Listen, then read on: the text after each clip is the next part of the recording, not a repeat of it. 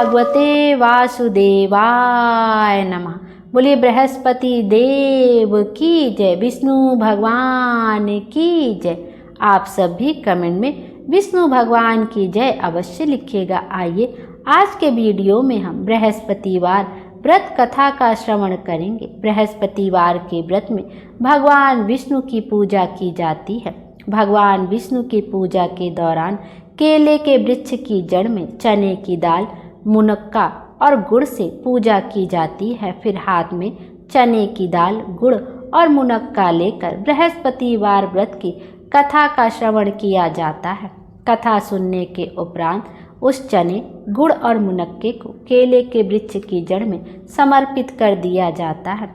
यदि आप केले के वृक्ष के पास बैठकर कथा का श्रवण करते हैं तो अति उत्तम होता है। यदि यह संभव नहीं है तो आप अपने घर में भगवान विष्णु की प्रतिमा स्थापित करके वहां पर उनका पूजन वगैरह करके हो सके तो उन्हें पीले फूल जरूर अर्पित करें, पीला चंदन जरूर अर्पित करें और पीले वस्त्र पहनकर ही भगवान विष्णु का पूजन करें।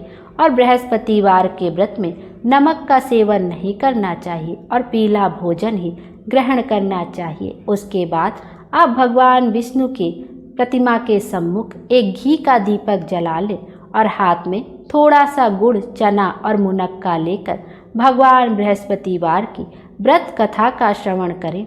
भगवान बृहस्पतिवार की व्रत कथा का श्रवण करने मात्र से ही सभी मनोकामनाएं पूर्ण हो जाती हैं, दुख दारिद्र्य का नाश होता है और जीवन में सुखों का आगमन होता है। आइए अब हम सब विष्णु भगवान का जयकारा बोलते हुए उनके चरणों में अभिनंदन करते हुए सच्चे दिल से कथा का श्रवण करते हैं। आप सब अपने हाथ में थोड़ा सा गुड़, चने की दाल और मुनक्का ले लें और कुछ ना हो तो हाथ में थोड़ा सा पुष्प लेकर ही व्रत कथा का श्रवण करें। लेकिन कोशिश करें कि थोड़ी सी चने की दाल अवश्य होनी चाहिए। 7, 11, 21 या अपनी इच्छा अनुसार आप थोड़ी सी चने की दाल ले लें। आइए अब कथा को सुनते हैं।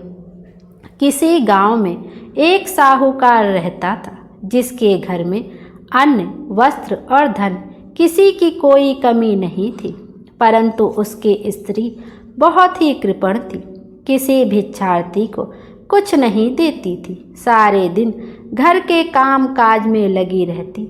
एक समय एक साधु महात्मा बृहस्पतिवार के दिन उसके द्वार पर आए और भिक्षा की याचना की। स्त्री उस समय घर के आंगन को लीप रही थी। इस कारण साधु महाराज से कहने लगी कि महाराज, इस समय तो मैं घर लीप रही हूँ, आपको कुछ नहीं दे सकती, फिर किसी अवकाश के समय आना। साधु महात्मा खाली हाथ चले गए। कुछ दिन के पश्चात वही साधु महाराज फिर आए, उसी तरह भिक्षा मांगी। साहूकारनी उस समय अपने लड़के को खाना खिला रही थी। कहने लगी, महाराज मैं क्या करूं, अवकाश ही नहीं मिलता है, इसलिए आज भी आपको भिक्षा नहीं दे सकती।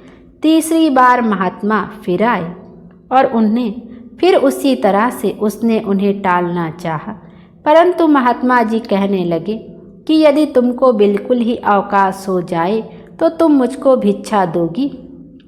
साहूकारनी कहने लगी कि हाँ महाराज, यदि ऐसा हो जाए तो आपकी बड़ी कृपा होगी। साधु महात्मा जी कहने लगे कि अच्छा, मैं तुम्हें एक उपाय बताता हूँ। तुम बृहस्पतिवार को दिन चढ़ने पर उठो, सारे घर में झाड़ू लगाकर कूड़ा एक कोने में जमा करके रख दो, घर में चौका इत्यादि मत लगाओ। फिर स्नान आदि करके घर वालों से कह दो उस दिन सब हजामत अवश्य बनवाएं। रसोई बनाकर चूल्हे के पीछे रखा करो, सामने कभी ना रखो। सायंकाल का अंधेरा होने के बाद दीपक मत जलाया करो तथा बृहस्पतिवार को पीले वस्त्र मत धारण करो, ना पीले रंग की चीज़ों का भोजन करो। यदि ऐसा करोगी तो तुमको घर का कोई काम नहीं करना पड़ेगा। साहूकारनी ने ऐसा ही किया। बृहस्पतिवार को दिन चढ़े उठी, झाड़ू लगाकर कूड़े को घर में जमा कर दिया। पुरुषों ने हजामत बनवाई, भोजन बनाकर चूल्हे के पीछे रखा। वह सब बृहस्पतिवारों को ऐसा ही करती रही। अब कुछ काल बाद उसके घर में खाने को दाना ना रहा। थोड़े दिनों में महात्मा फिर आए और उन्होंने भिक्षा मांगी, परंतु सेठानी ने कहा, महाराज, मेरे घर में खाने को अन्न नहीं है, आपको क्या दे सकती हूँ।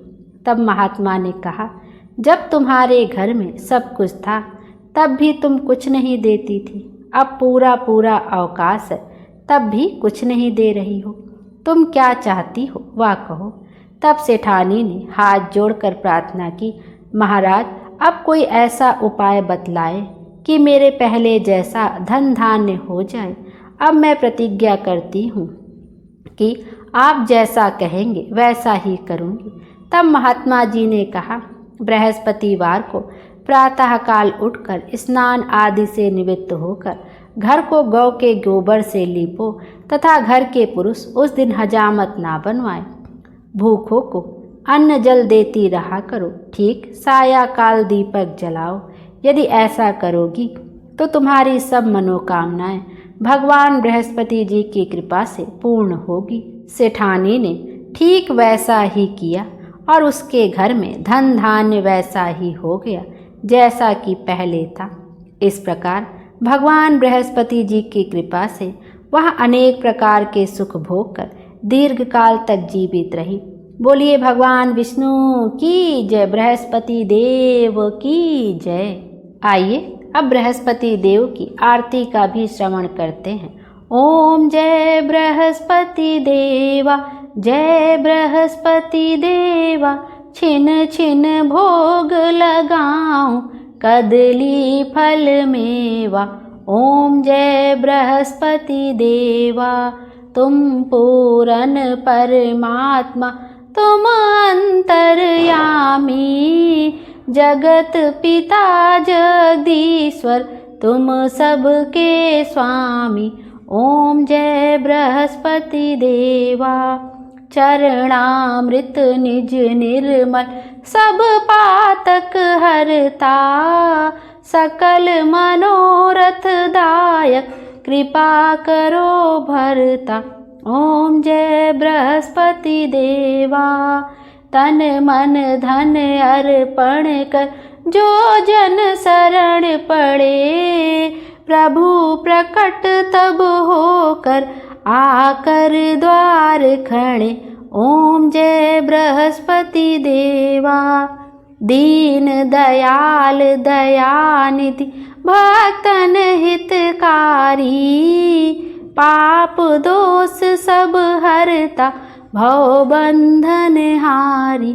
ओम जय बृहस्पति देवा, सकल मनोरथ दायक, सब संशय तारी, विषय विकार मिटाओ, संतन सुखकारी।